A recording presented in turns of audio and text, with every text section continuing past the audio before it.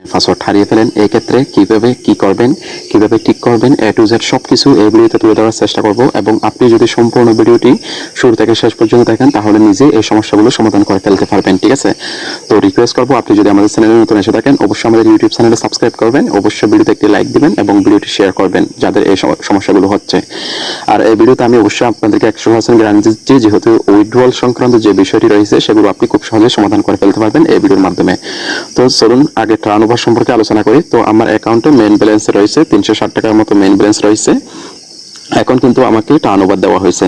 এই টার্নওভারটি কি অনেকে জানে না। ঠিক আছে, তো এই টার্নওভারটা যদি আমাকে কমপ্লিট করতে হয় তাহলে আমাকে এই যে স্লট যে গেমটি আছে এটা আমাকে 299.36 পয়সা খেলতে হবে, তাহলে এই টার্নওভারটি কমপ্লিট হয়ে যাবে।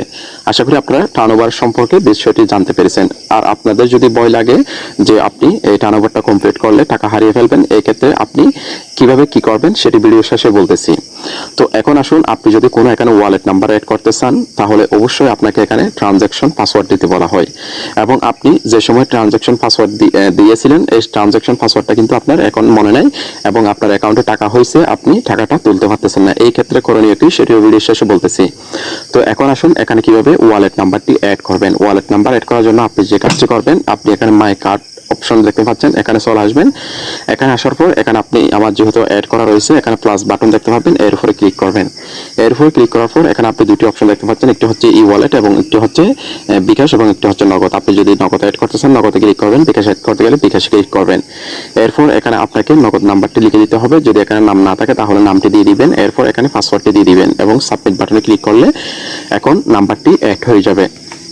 তো এখন আসুন আপনি কিভাবে আপনার এই যে উইথড্রয়াল অপশনে যাওয়ার পর যে লেনদেনের পাসওয়ার্ডটি রয়েছে সেটি কিভাবে পাবেন।